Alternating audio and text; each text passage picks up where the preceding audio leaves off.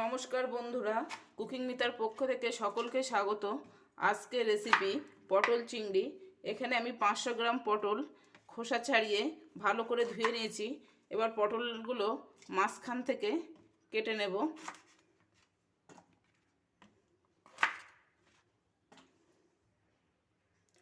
পটলগুলো মাঝখান থেকে কেটে নিয়েছি।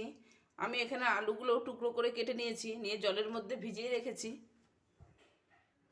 প্রথমে একটা বাটা মশলা রেডি করে নেব। তার জন্য একটা মিক্সারের জারের মধ্যে দিয়ে দেবো 1 চামচ গোটা ধনে, আর দেবো 10 কোয়া রসুন, আর দেবো অল্প একটু আদা, আর দেবো 5টা শুকনো লঙ্কা, আর দেবো একটা টমেটো, আর অল্প অল্প জল দিয়ে একটা মিহি পেস্ট তৈরি করে নেব। মশলা পেস্ট করে নিয়েছি। এবার চিংড়ি মাছ ম্যারিনেট করে নেব। চিংড়ি মাছে দিয়ে দেবো অল্প একটু নুন, আর দেবো অল্প একটু হলুদ গুঁড়ো, দিয়ে ভালো করে মাখিয়ে নেব।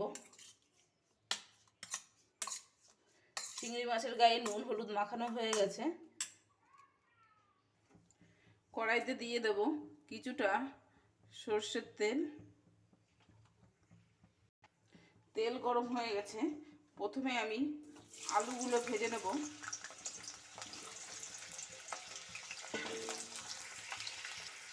আলু দেওয়ার পর দিয়ে দেবো অল্প একটু নুন, আর দেবো অল্প একটু হলুদ, দিয়ে লাল লাল করে আলুগুলো ভেজে নেব।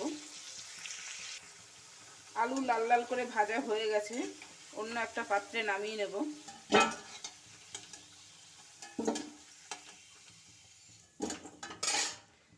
এবার পটলগুলো ভেজে নিতে হবে। পটলগুলো লাল লাল করে ভেজে নেব।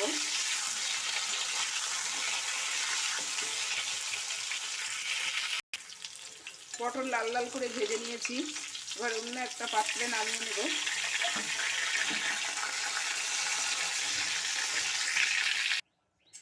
এবার চিংড়ি মাছগুলো ভেজে নেব। চিংড়ি মাছ হালকা করেই ভাজবো।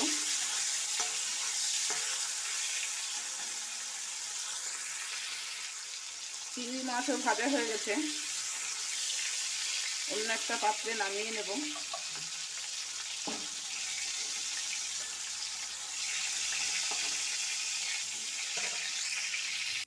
এবার ফোড়নের জন্য দিয়ে দেব 2 টুকরো দারচিনি,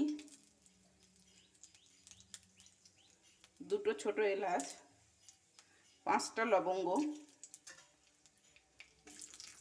একটু নেড়ে নেওয়ার পরে দিয়ে দেব 1/2 চামচ গোটা জিরে,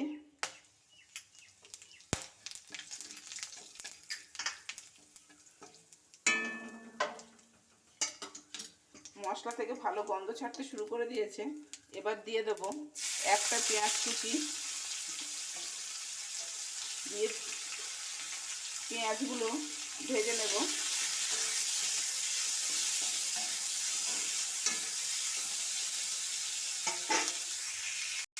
পেঁয়াজ ভাজা হয়ে গেছে। এবার দিয়ে দেব বেটে রাখা মশলা।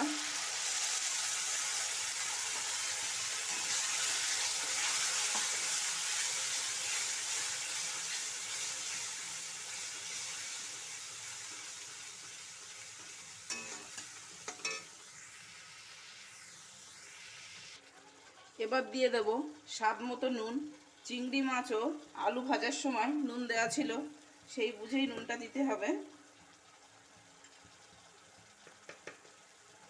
আর দিয়ে দেব 1/2 চামচ হলুদ, দিয়ে ভালো করে সব মশলা কষিয়ে নেব।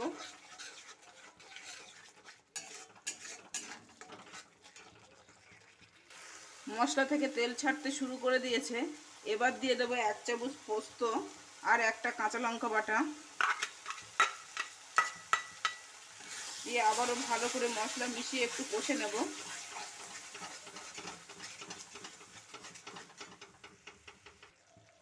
মশলা ভালো করে কষিয়ে নিয়েছি। এবার দিয়ে দেব ভেজে রাখা পটল, আলু, চিংড়ি মাছ।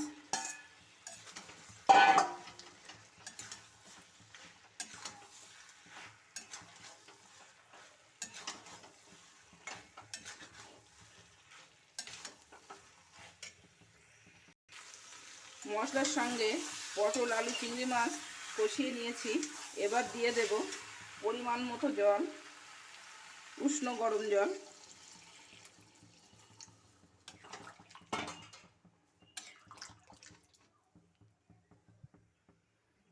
উপর থেকে একটা ঢাকা দিয়ে আলু সেদ্ধ হওয়া পর্যন্ত রান্নাটা করে নেব। গরম মশলা বাটার জন্য 4টে গোটা লবঙ্গ, 1 টুকরো ছোটো দারচিনি আর 3টে এলাচ। এবার একটু জল দিয়ে ভালো করে বেটে নেব। গরম মশলা বাটা হয়ে গেছে। ঢাকা সরিয়ে দেখে নেব আলু সেদ্ধ হয়েছে কিনা।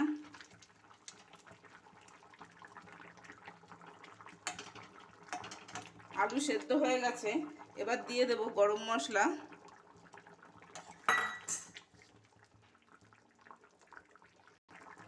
আর দেব 1/2 চামচ ঘি।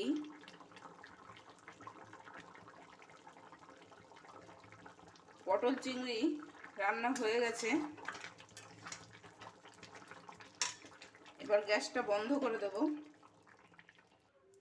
আজকের রেসিপি যদি ভালো লাগে তাহলে আমার চ্যানেলটি সাবস্ক্রাইব করে নেওয়ার অনুরোধ রইল। আজকের মতন এই পর্যন্ত। ফিরে আসব নতুন কোনো রেসিপি নিয়ে।